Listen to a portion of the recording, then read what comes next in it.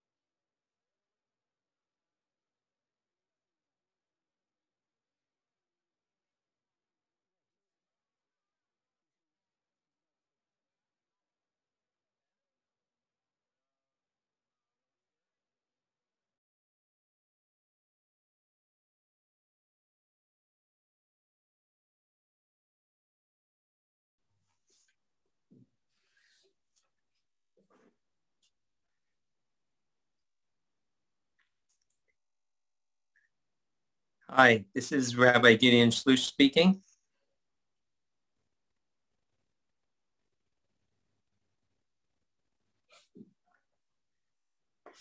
Shalom uvracha.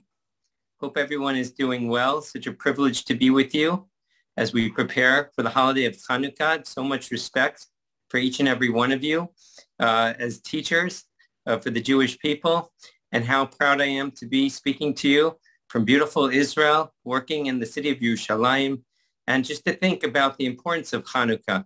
Chanukah represents the concept of, yes, Chanukah, they rested on the 25th, but also the idea of chinuch and the importance of Jewish education, the importance of moving forward. I think about the beautiful insight that we hear from Rav Aaron Lichtenstein Zatzal. He speaks about what is the miracle of Chanukah. Chanukah, on the one hand, we know the miracle was the fact that they found the jar of oil. We know similarly there was a miracle in that the great battle that the Maccabees won at that critical moment. So what really is the miracle of Chanukah? So I once heard from Rav Aaron Lichtenstein Zatzal that maybe you could argue both. They are both great miracles, of course, and that, interestingly, different Jews identify with each of these miracles. There are those who very much are connected to the miracle of the finding of the oil, that this occurred in the Beit HaMikdash, and that they identify with Jerusalem and their attachment to the Beit HaMikdash, to the holiest place on earth. And these people tend to be more of the religious bent. On the other hand, there are many Jews who connect with the miracle of the Maccabees, and they're not so drawn to the religion. To them, what's important is nationalism. It's the concept of never again. It's the importance of a strong Israeli army, of a strong Medinat Yisrael. And Rav Lichtenstein suggests very beautifully that the key message of Hanukkah is that both are important. It's not enough to just identify with the temple and identify with the religion, but we have to think about the broader Jewish people and the safety of the Jewish people and the nationalism of the Jewish people. But by the same token, it's critical for those who very much identify with the might and the never again concept and the strength of the Jewish people, that they have to remember that equally important is the significance of the oil, the significance of a connection to the temple, to a connection to our faith, to our heritage, to Jerusalem, to where it all began. So it's a great honor to share these words with you on behalf of Machleket Moreshet and Karen Kayemet L'Yisrael, and I wish you all success in your teachings as you prepare for this most amazing holiday of Hanukkah. Toda rabah.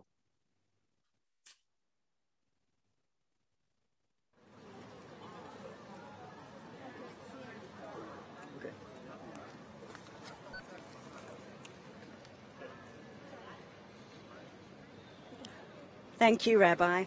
And now I'll hand you over to our wonderful guide. Thank you, Eve.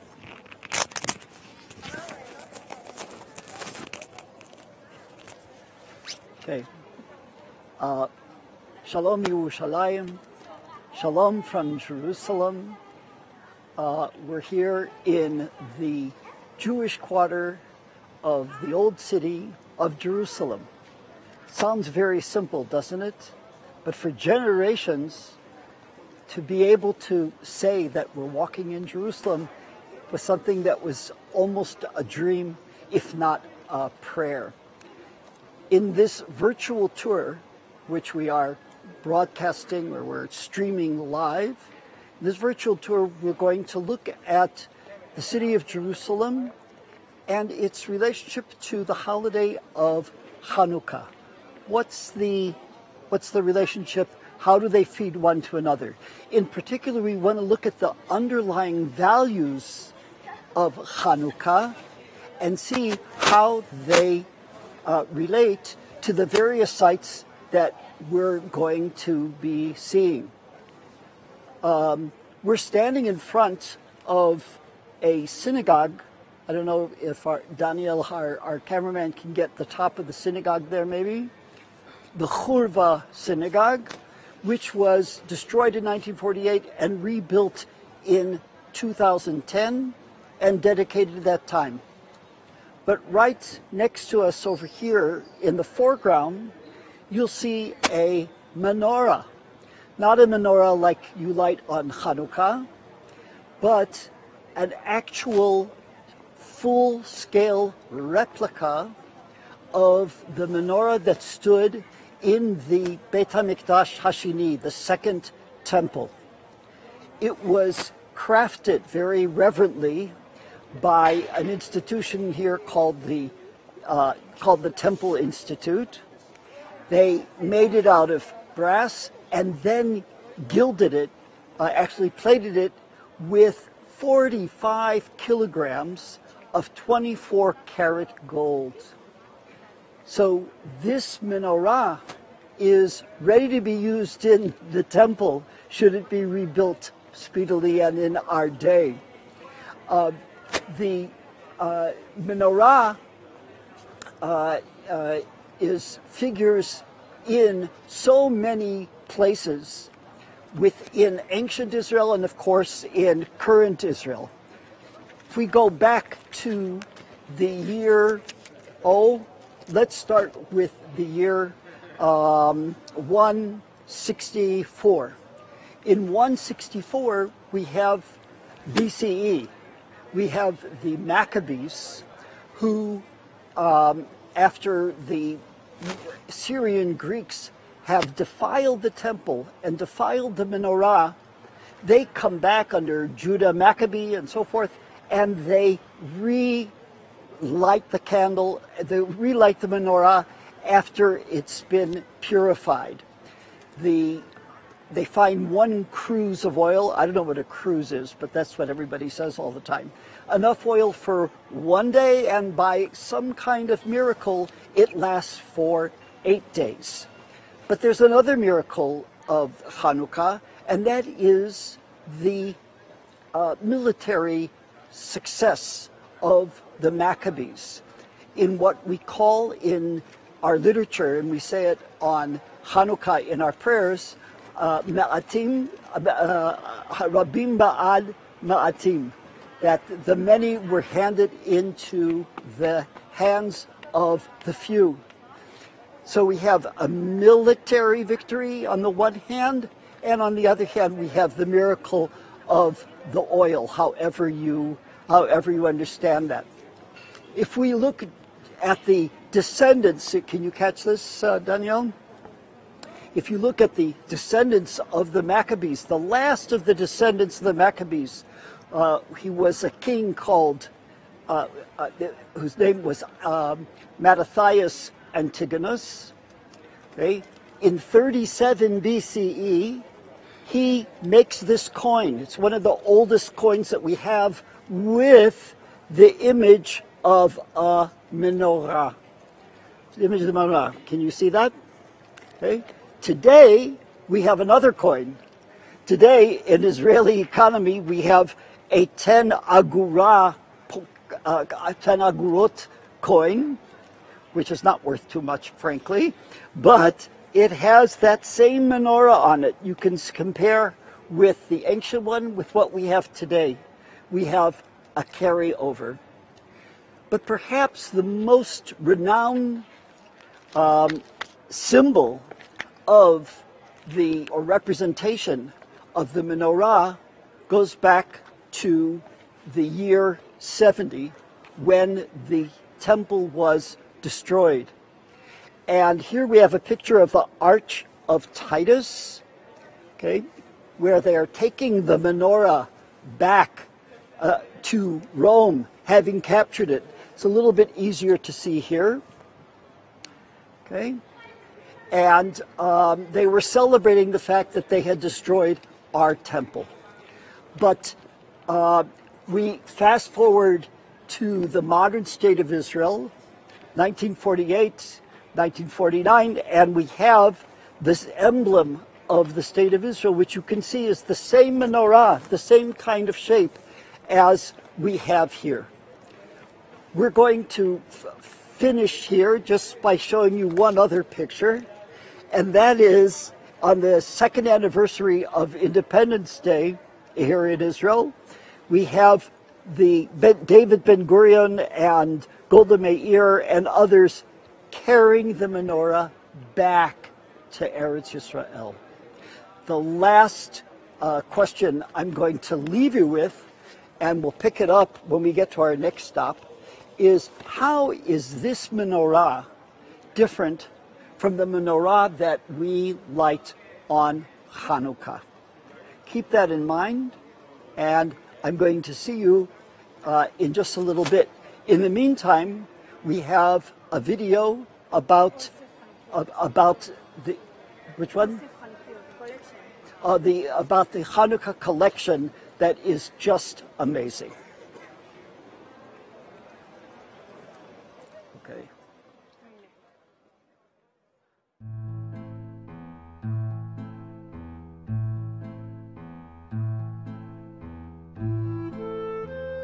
בלב שכונת הבוכרים הירושלמית מסתתר מוזיאון יוצא דופן.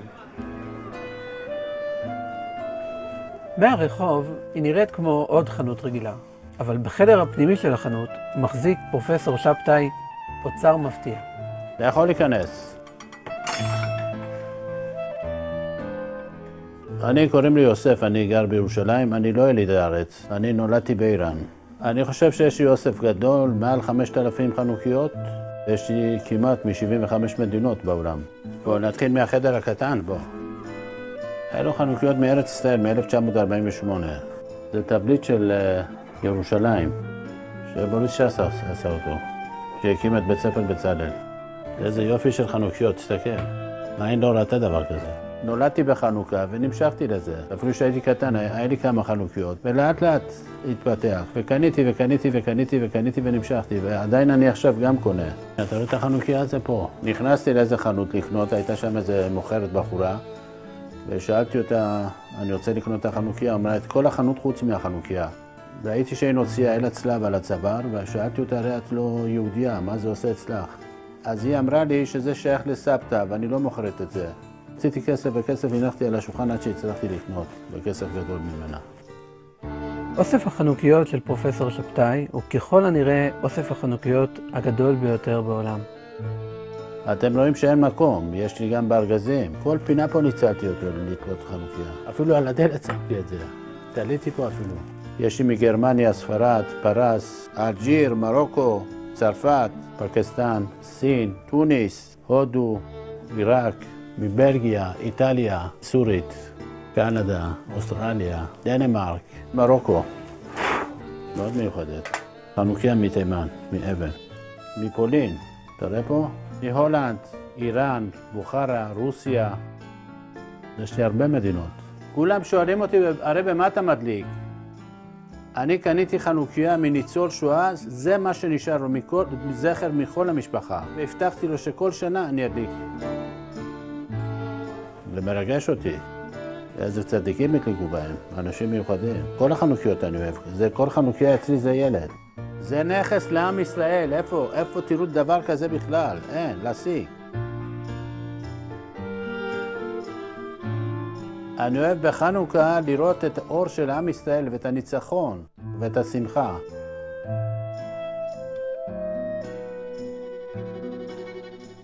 אני רוצה לאחל לכל עם ישראל חנוכה שמח, אם זה בארץ, אם זה בחו"ל.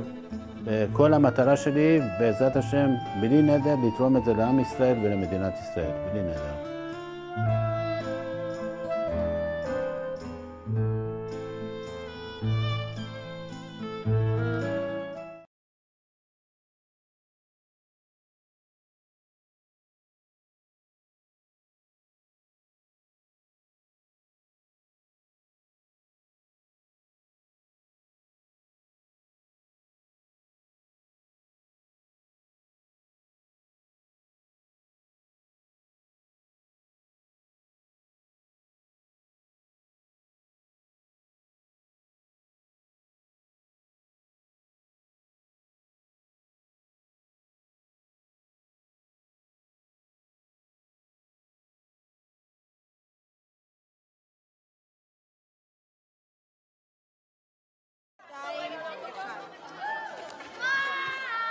Welcome back. I hope you can hear me. The noise here is from girls in a B'nai Akiva youth meeting, but will prevail. I left you with a question at the last station, okay, or which was the first station. The question I asked you was, what was the difference between the menorah that we saw and the menorah that we light on Hanukkah? And if you noticed, the menorah that we saw was 7 branches. That's the way it is in the Torah. But the Hanukkah menorah, which we call in Hebrew Chanukiah, is 8 branches plus one other, a 9th, which we call the Shamash, or the assistant to light. But take a look around the square where we are, okay?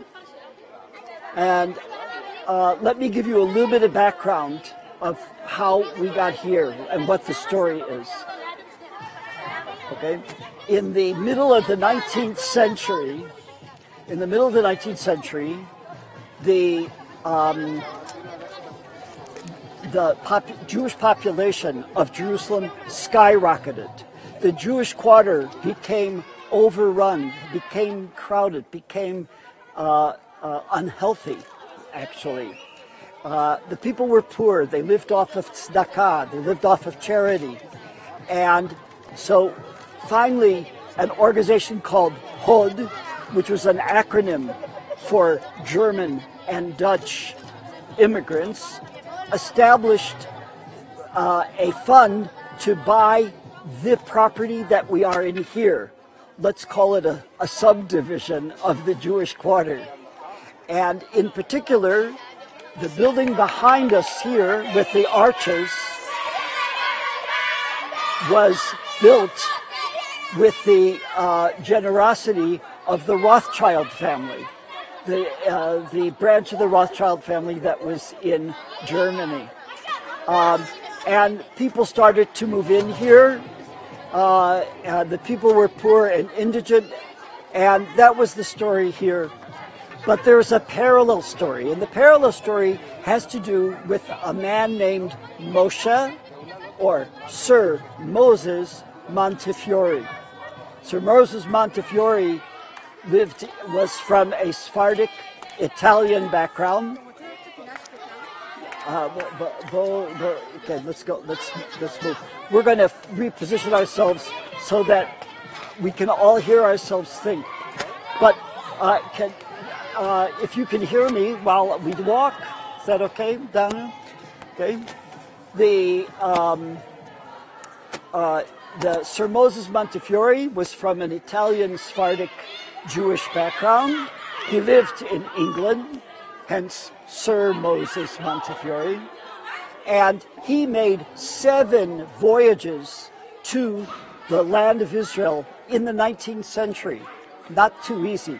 Imagine his very first visit to Jerusalem. Jerusalem that he knew about, that he prayed for, and he lands in Jaffa, schleps, to use a scientific term, from Jaffa to Jerusalem. Took about 3 days to do that back then. And instead of finding the holy city, what he finds is a place that's overrun and dirty and filled with disease. And he figured that the Jews have got to get out of the old city. Otherwise, they're just not going to survive. So what does he do? He uses money, not his own money. He uses the estate that he was the executor for of a wealthy Jew from New Orleans. His name was Judah Turo. Okay? He's the guy with the tall hat here. And here's Moshe Montefiore. And Judah Turo left $50,000. Imagine how much that was in 1854 when he died. A lot of money. And it was earmarked for the poor Jews of Jerusalem, of Eretz Israel, of the land of Israel. So Moshe Montefiore put 2 and 2 together, used the money to purchase land outside the Jaffa Gate, and he started to build a building. The building looked like this. It was a long set of apartments with another smaller building and a windmill to grind wheat as for the livelihood of the people that moved out. But people were reluctant to come out. The walls around the old city provided them safety from wild animals, from marauders. And they were very hesitant until a cholera outbreak. Okay, cholera is a very, very terrible disease. And the Jews started to come out just a few at a time. So that was, they started to come out, and that was the story there. But I'm going to take you to a different place, and there we're going to talk about what happened in this square in May of 1948. Okay, please follow me this way. Okay, we're still here. This place I forgot to introduce you to is called Batei Machaseh, which literally means sheltered housing, sheltered homes. Okay, it might be a little bit easier for me to talk over here, but that's real life. We're happy to see life go on here in the Jewish quarter.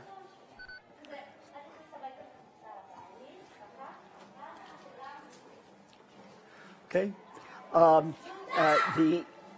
State of Israel was declared on May 4th of 1948. And just a couple of weeks later, over here in the Jewish quarter, they're fighting for their lives. Israel was attacked by 5 Arab armies, in addition to the Arabs who were fighting within Israel. And here in the Jewish quarter, the Jordanians attacked, and for 10 days the Jews that lived here tried to fight. But who is here? There are a handful of soldiers who are part of the new Israel Defense Forces, but most of them were people who lived here, people that studied in the yeshivas, in the academies here, and they weren't really soldiers. So there's 1,700 residents here, most of them not trained, and they were trying to fight the Jordanians with all of their power. Like the Maccabees, all right? They were trying to fight, but it was kind of a lost cause. Finally, on May 28th, 1948, Friday afternoon, the Jews were brought into that square where we just were, and here we have the representative of the Jewish community. His name was Moshe Rusnak, and who's signing the surrender papers to surrender to the Jordanians. How painful that must have been for him and for the rest of the Jews that were here. Next to him is Musa El-Husseini, who was a representative of the Jordanians. You could see he has kind of a smug look on his face. And they signed away. When the head of the whole Jerusalem district of the Jordanians comes over there to the square and he sees the people who were there, he said, "If I knew you were going to be such few people, I would have fought you with sticks, not with guns." So the Jews had to surrender. 314 able-bodied men were taken as prisoners of war to Jordan, treated very well, by the way. Okay? And the rest, the women, the children, the elderly, were escorted out the Zion Gate to the western part of the city, not to return for another 19 years. Not only could they not return to their homes, they couldn't return to the Kotel, to the Western Wall, which we will talk all about in our last stop. Where we're standing here is a memorial, Gal Eid, to the people that died during that 10-day period that the Jewish quarter was trying to hold out against the Jordanians. We could tell the story about each and every one of them. The problem was that people were being killed, were dying in here, but because they were surrounded by the Jordanians, they couldn't bring the bodies outside the city. In Jewish law, you do not bury inside the city, certainly if it's a walled city. So what could they do? They approached the rabbi of the Kotel. He was the first rabbi of the Kotel, whose name was Yitzhak Avigdor Ornstein. And they said, "Rabbi, what can we do?" He gave them permission to bury those that had died. There were 46 of them at the time, right here at this spot, in a common grave, temporarily, and we'll see God will help us to retrieve their remains at some point. Ironically, 2 days later, a bomb went off where the rabbi and his wife were, and they were both killed. And so Rabbi Ornstein and his wife were buried here, as well as all the other people, some of whom were soldiers and some of whom were just bystanders. One last story, and that is of one soldier. We don't have a really good picture of him. He was 9.5 years old. His name was Nisim Gini. And he was a runner. What does that mean? they didn't have walkie-talkies among the groups. And so between the outposts here, Nissim Gidi ran back and forth with communications. And he was killed just a little bit before the surrender. I think it was 2 days before the surrender, I'm not sure.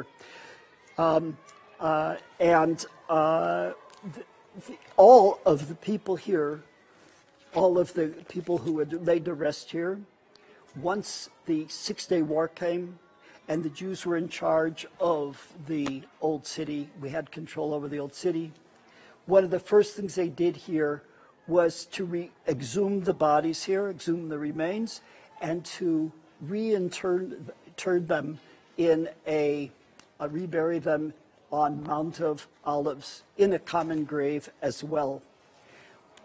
To mark his grave, to mark Nissim's grave, they gave him a serial number. Here it says that he was 10 years old. He was actually a little bit less. And so he became the youngest casualty of the Israeli army. That's the end of our story here.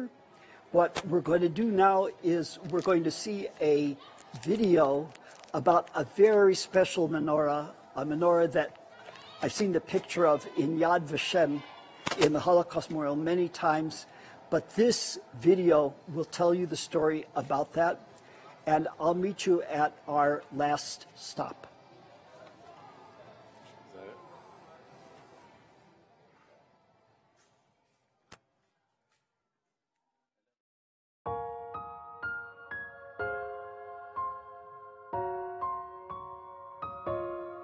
שמי יהודה מנצבך, נולדתי בחיפה, מזה 25 שנה אנחנו חיים בבית שמש.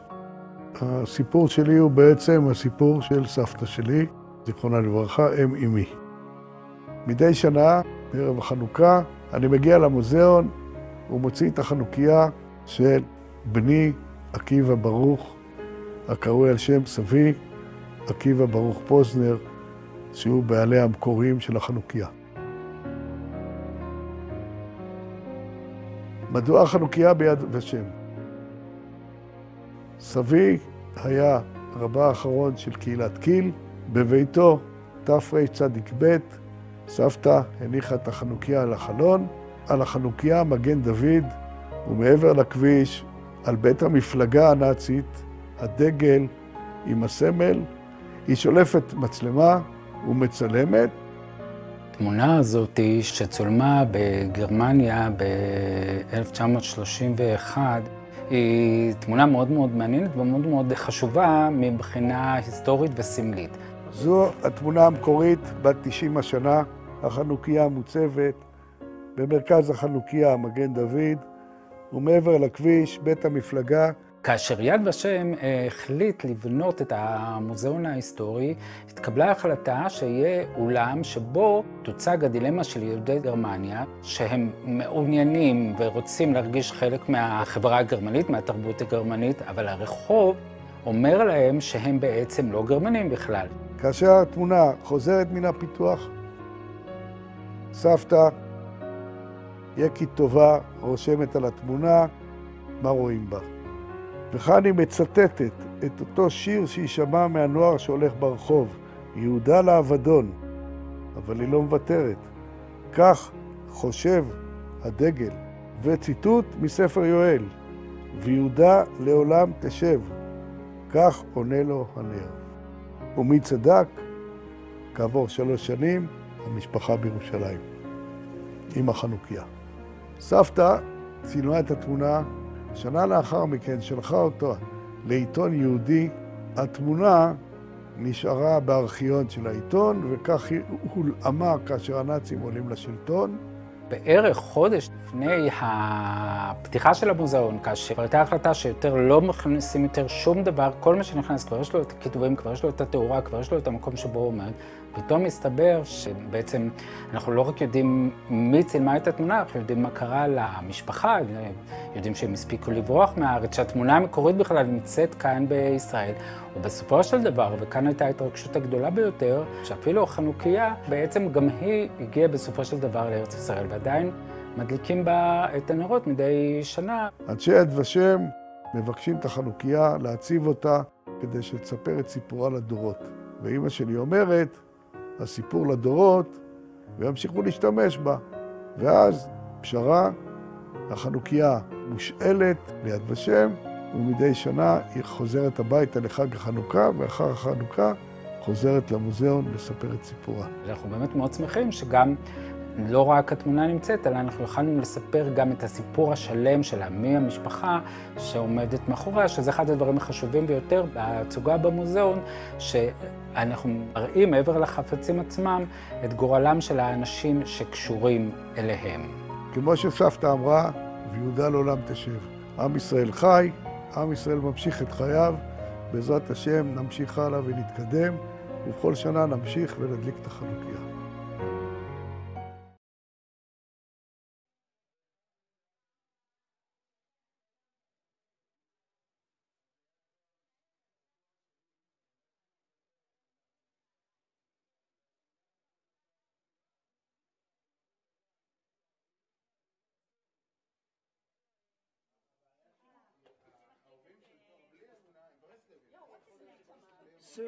Sue, watch your step.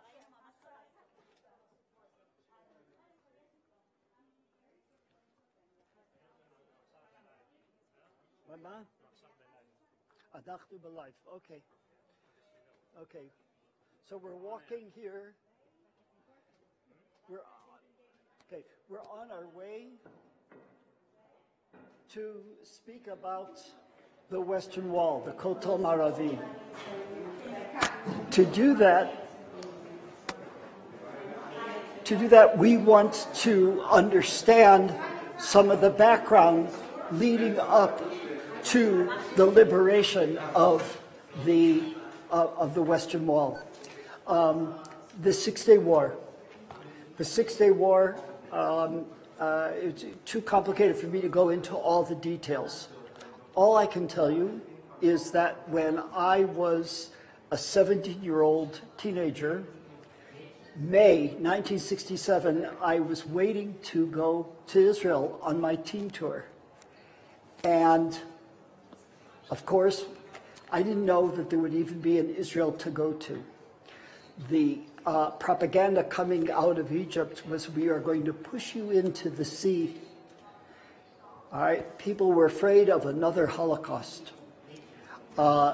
And then June 5th, 1967 comes, and Israel attacked the air force of the Egyptians, taking out most of their planes, and the rest followed. We were fighting on 3 fronts for the next 5 days, but at the end of the 6 days, oh my gosh, the city was taken. We'll talk about that in a bit. But so I will just tell you about my own experience of coming to Israel shortly after the war, not knowing too much about where we were, but we got to the Western Wall, to the Kotel. What I want to do is to turn a corner with you and give you a chance just to look at the Kotel, which I'm sure you've seen pictures of and so forth, but you're going to see it live. You're going to see it live. Just take a moment to absorb what you're viewing.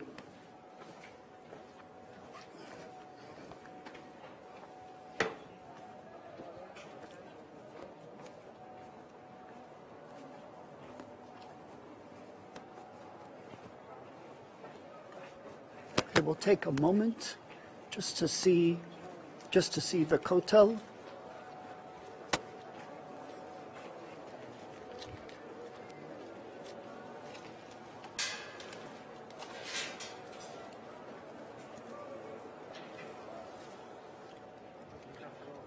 Been talking about that.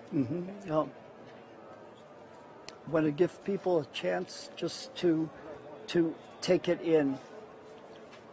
You can see that there are people who are praying here right now. You can come here just about any hour of the night and you'll see people praying here, saying psalms or studying Torah, whatever it is, in front of the wall. If you look up to the upper left, you'll see the gold dome. The gold dome, Dome of the Rock, is a Muslim institution, and they have their own associations there. For us, that's the location of the Holy of Holies of the Beit HaMikdash. The Holy of Holies of the temple was right where that gold dome was. So what is the wall that we're seeing? Okay, I just want to explain this very quickly.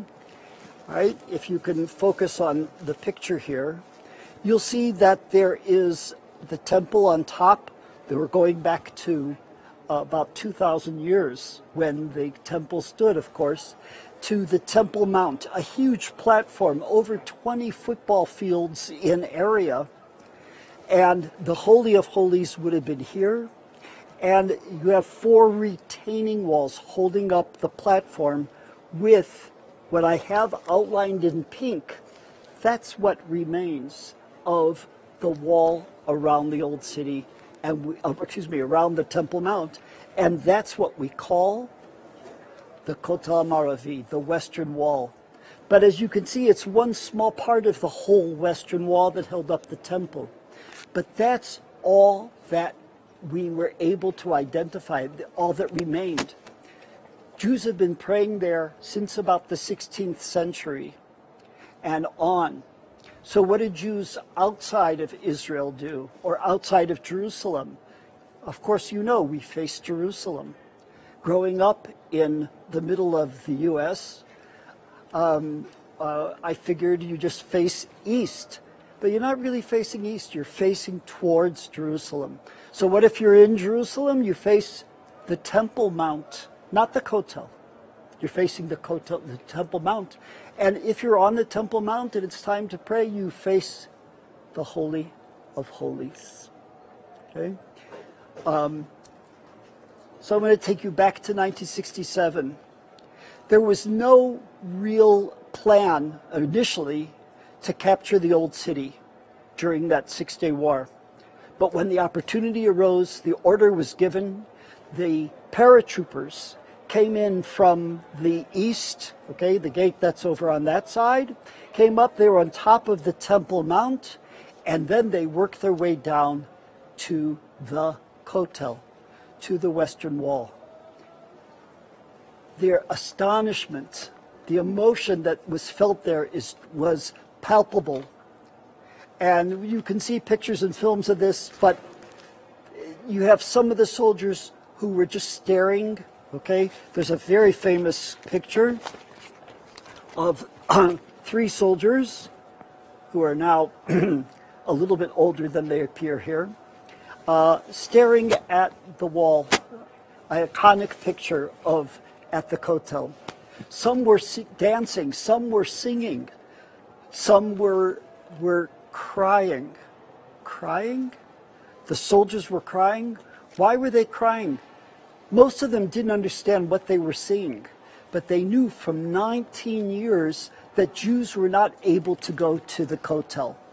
So if I can steal just a few minutes, I want to read a very short selection of a longer poem by Chaim Hefer written after the war. And it says like this: the Kotel has heard many prayers. The Kotel has seen many walls fall, but this Kotel has never before seen paratroopers crying. And here they stand in front of it, breathing deeply. And here they are looking at it with sweet pain. And the tears fall and look awkwardly at each other. How is it that paratroopers cry? How is it they touch the wall with feeling? How is it that from crying they move to singing? Maybe it's because these 19-year-olds were born with the state of Israel, carrying on their backs 2,000 years. After they after they descend to the Kotel, the rabbi of the IDF, of the Israel Defense Forces, picks up a shofar and blows it. This is Rabbi Goren. And that sound has reverberated to this very day. What we've tried to see throughout this tour has been the spirit of the Maccabees, just as the Maccabees were able to relight the menorah, just as the state of Israel was born on the whole aspect of the many in the hands of the few. Biad ma'atim. So we've come to this point as well. And the Kotel is here for us to enjoy, to marvel at, but also to think about all the history that goes beyond it. Now perhaps you understand why we say in Hebrew, when we wish people a happy Hanukkah, we usually say, Chag Urim Sameach, a happy festival of lights. Thank you very much for listening. I'm just going to pass the microphone, if I can, back to here. Welcome. Just 1 second. Give me 1 moment. Woo. Here. Okay, just hold it like that. That will be fine. Thank you, Joe. That was wonderful. I wish you all could be here and feel the special atmosphere tonight. It really is something so special, and Joe's given us a wonderful tour, so thank you, Joe. I just wanted to tell you a bit about what we do at Olam Shalem and the great lessons that we have, both online already existing from years gone by that you can access now, and a lot of the work that we've been doing now on the latest lessons that are going to be uploaded in the next few days. I'll talk about the lesson that we've just done so you can find out a bit about it. It's very much to do about all these archaeological finds that are coming from Jerusalem so that children can connect to them and find out about them and feel that link to Jerusalem in their history.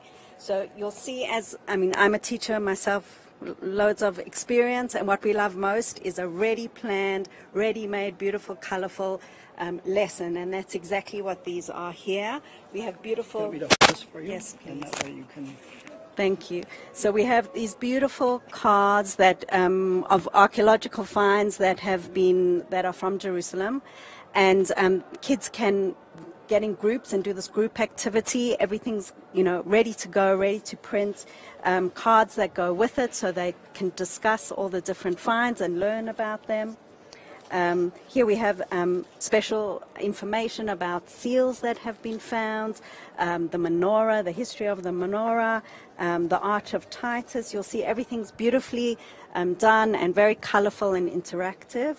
A jigsaw puzzle, so lots of things for different age groups and different years. Also, we've been working on an amazing movie, very interactive, very fun and modern for kids, and that's what we'll be showing shortly after the tour. So thank you so much for joining us. I'm also available now on a WhatsApp group as support to you, to help you, the teachers, to use all of the equipment and all the materials as best I can. So please join the WhatsApp group. It was on the links and all the emails that I sent out. And we also will be sending a special recording for those that couldn't make it. So thank you so much for joining us. And please watch the movie after this and use everything in your lessons. We'd love you to make the most use of what we have. Thank you.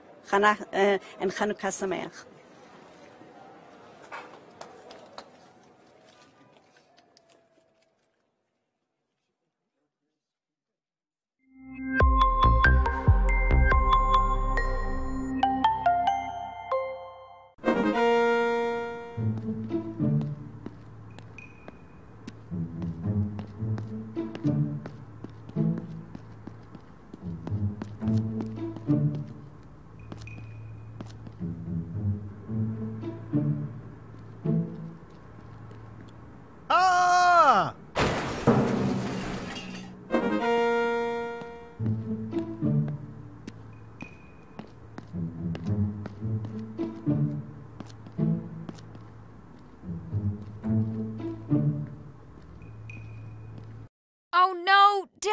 internet working, my game stopped working.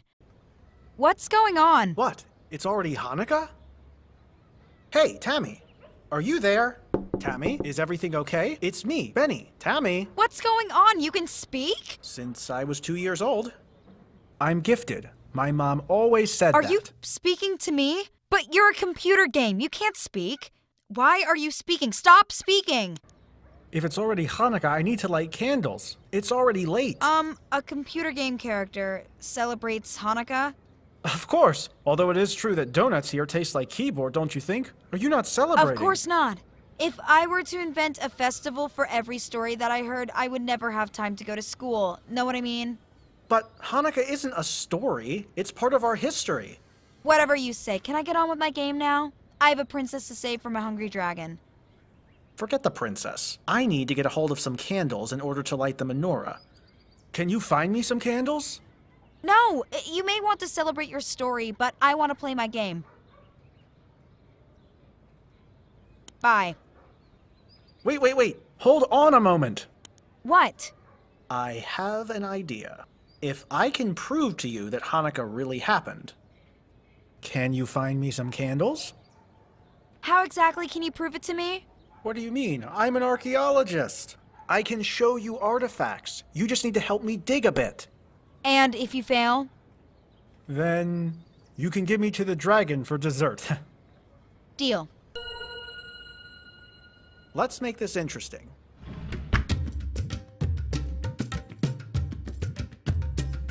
Let's go, Tammy.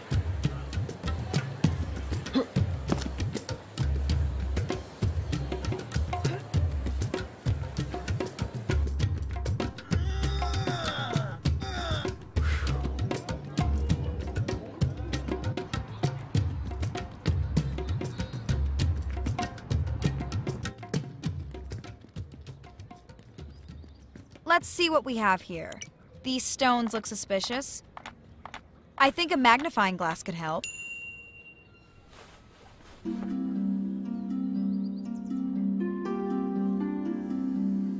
I was wrong. They're just stones. Wow. That's not a stone. That's a rare seal, and written on it is Tahor LaHashem, pure before God. When the Bet HaMikdash in Jerusalem was standing, literally a few minutes' walk from here, everything that entered needed to be pure. Also, the vessels that were in Bet HaMikdash had the seal on them. So the Bet HaMikdash really existed? Yes, it did. What happened? I just think about how all of it disappeared when the Greeks arrived and imposed their decrees. What decrees? That it's forbidden to learn Torah, forbidden to keep Shabbat, and in the end how they desecrated the Bet HaMikdash, bringing idols and pigs in. So even the Bet HaMikdash itself could not have received this stamp, pure before God.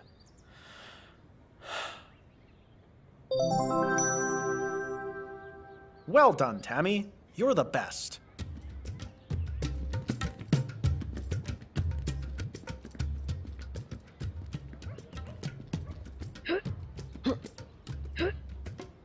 Tammy, what's happening? Oh, sorry, my cat just got up on the keyboard.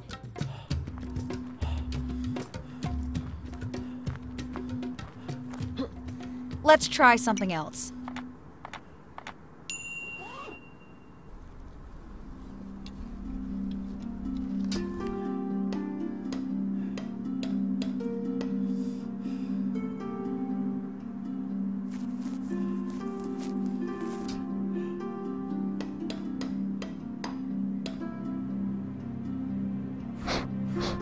What is this? And how did it get here?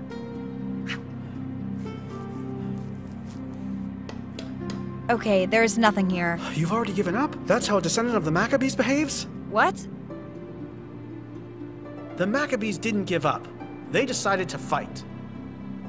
Benny, it's just a story.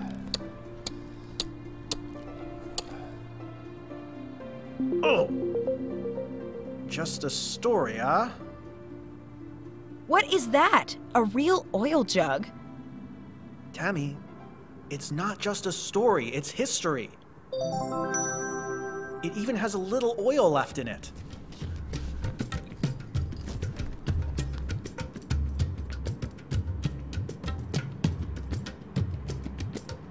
We don't have a lot of time left. Don't worry, Benny. As a descendant of... Let's go, Tammy. Wow, I can't see a thing. Ow. Me neither. Festival of Lights, huh?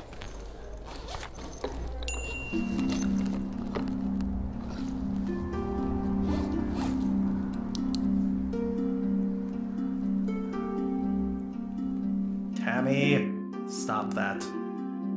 Sorry, I couldn't help myself. Can we continue? Stop. A little right, up a little. Whoa. Wow, a Hanukkah? What are the chances? It's not a Hanukkah, it's a menorah. Is this the menorah from the Beit Hamikdash in Jerusalem? After the Hasmoneans defeated the Greeks, they purified the Bet HaMikdash, but when they wanted to light the menorah, they didn't have any oil. I know this part. They saw that there was no oil, so they searched, and in the end they found a small jug of oil that lasted for 3 days. 8. 8? Are you sure? That's a long time. Yep, that's why it was a miracle. Listen, Benny. What? I don't want to spoil all the fun, but this menorah, this is what was in the Beit Hamikdash. It's really ugly. You think that's what the menorah looked like? This is just a picture that a Cohen who saw the menorah drew. So it didn't look like that. Do you want to see what it looked like?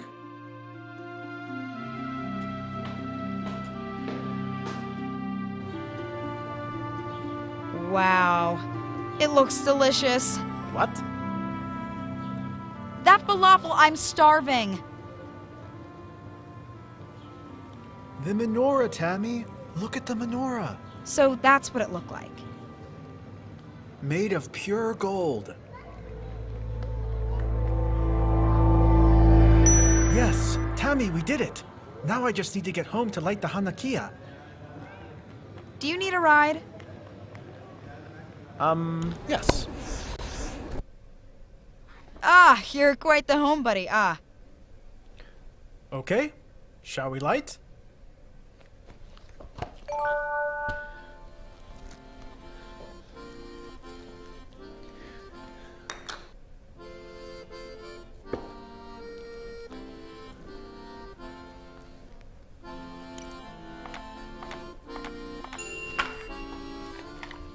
You know, now that I know that this wasn't just a story and that this miracle really happened, with the small oil jug lasting for 8 days and the Hasmoneans defeating the Greeks, the few winning the many, they were so brave. I think it's important enough for me to light a Hanukkah of my own.